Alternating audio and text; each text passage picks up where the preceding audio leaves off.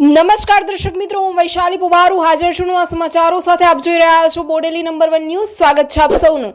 તો કરીએ એક નજર આજના મુખ્ય સમાચાર પર.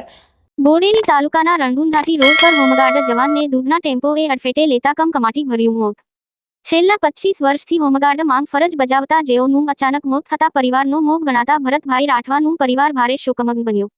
પ્રાપ્ત થતી વિગતો અનુસાર મૂળ રહેવાસી ઠલકી લોઢણ તાલુકો જેતપુર પાવી જેતપુર યુનિટ કાલે રાત્રિના 9 વાગ્યા દરમિયાન અને બોડેલી તાલુકાના રણગુંધાટી રોડ ઉપર ફરજ બજાવતા હતા. તે દરમિયાન બોડેલી તરફથી દૂધનો ટેમ્પો હાલોલ તરફ પૂરપાટ ઝડપે જઈ રહ્યો હતો. તે દરમિયાન ટેમ્પો ચાલકે હોમગાર્ડ જવાનને અડફેટે લેતા હોમગાર્ડ જવાન રાઠવા ભરતભાઈનું ઘટના સ્થળે જ કમકમાટી ભર્યું મોત નીપજ્યું હતું.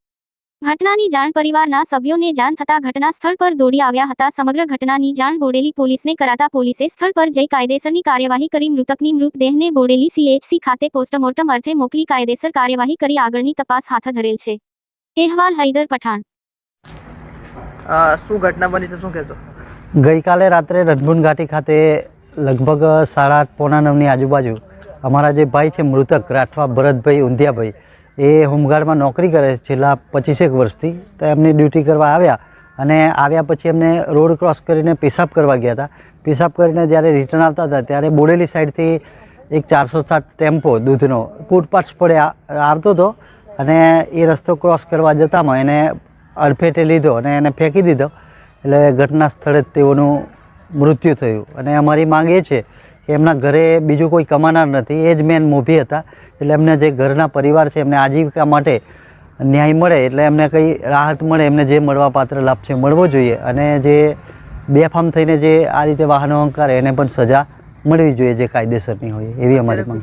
અત્યારે શું કામગીરી ચાલી રહી છે? અત્યારે અમે રાત્રે પછી જ્યારે ફોન કરવામાં આવ્યો ત્યારે ઘટના સ્થળે દોડી ગયા અને એમનો મૃતદેહ જોયો. પછી પોલીસને જાણ કરી બોડેલી, ત્યાંથી ડેડ બોડી અહીં PHC પર લાવ્યા. અત્યારે PMનું કામગીરી ચાલી રહી છે. શું નામ તમારું?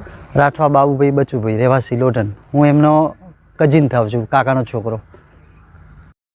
અવનવા રોજબરોજના સમાચાર જોવા માટે જોતા રહો બોડેલી નંબર 1 ન્યૂઝ ચેનલ.